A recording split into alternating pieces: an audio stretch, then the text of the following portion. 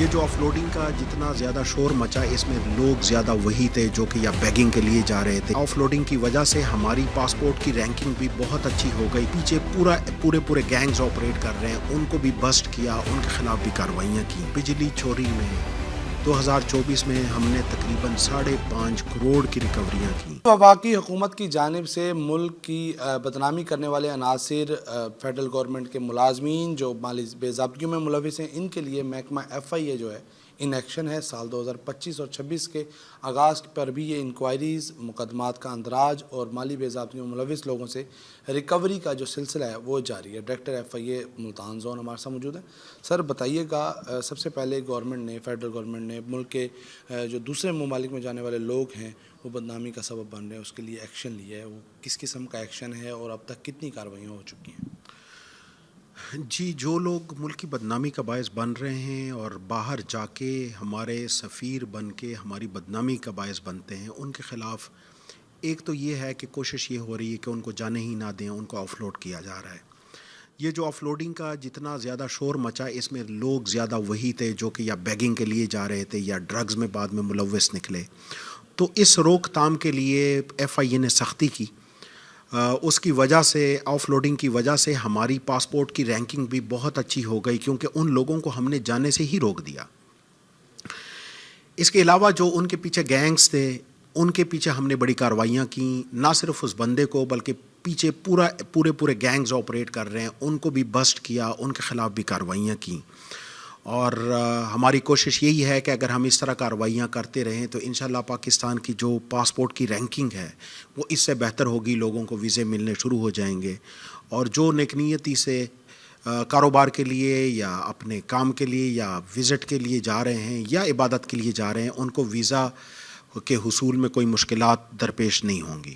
اچھا سر, یہ immigration wing کی بات ہو گئی. اگر ہم کرائم ونگ کے حوالے سے بات کریں تو FIA کا کرائم ونگ جو مالی بے ضابطگیوں میں ملوث لوگ ہیں, چاہے وہ وفاقی اداروں کے ہیں یا وہ ملک کو نقصان پہنچا رہے ہیں یا عام لوگوں کو نقصان پہنچا رہے ہیں, اس حوالے سے کیسے دیکھ رہے ہیں؟ جی بالکل, FIA کا جو ڈومین ہے وہ یہ ہے کہ جتنے بھی وفاقی ادارے ہیں ان میں اگر کوئی کرپشن ہوتی ہے تو وہ FIA کی ہی ذمہ داری ہے کہ اس کو روکے. اس حوالے سے ہماری کافی کارروائیاں ہوئی ہیں. اگر مختصراً ہم صرف بجلی چوری کی بات کر لیں تو بجلی چوری میں 2024 میں ہم نے تقریباً 5.5 کروڑ کی ریکوریاں کیں. اور ابھی بھی ویری ریسنٹلی ہم نے تقریباً 2.25 کروڑ کی ریکوریز کی. اور نہ صرف سرکاری خزانے میں جمع کروائے بلکہ اس کا ایک فائدہ عام عوام الناس پہ بھی آیا کہ جب بجلی چوری ہوتی ہے تو اس کا الٹیمیٹلی انڈائریکٹلی برڈن لوگوں کے اوپر ہی پڑتا ہے. یا ٹیرف زیادہ ہو جاتا ہے, ٹیکس زیادہ ہو جاتا ہے, یا شاید یونٹ کی ایڈجسٹمنٹس ہو جاتی ہیں. کچھ اس طرح عام بندے کو بھی جو کہ بجلی چوری میں ملوث نہیں ہے لیکن انڈائریکٹلی وہ بھی سفر ہو رہا ہوتا ہے. اس کے علاوہ ہم نے بینکنگ کرائم پہ بھی بڑا کریک ڈاؤن کیا ہے. اور جو لوگ ڈیفالٹ ہوئے, بینک سے قرضہ لیا, ڈیفالٹ ہوئے, قصداً ڈیفالٹ ہوئے, ان کے خلاف ہم نے کارروائیاں نہ صرف کی اور بلینز میں ہم نے ان سے بھی ریکوری کی. اس کے علاوہ جو اینٹی کرپشن مختلف وفاقی ادارے ہیں ان کے خلاف لوگوں نے بڑی درخواستیں دیں اور وہ درخواستوں پہ کارروائیاں ہوئیں. کچھ میں FIRs ہوئیں اور کچھ میں FIR کے علاوہ انکوائری سٹیج پہ ہی مسائل حل کیے گئے. تو اس کا اگر ہم کوانٹم دیکھیں, کوانٹم بہت بڑا ہے.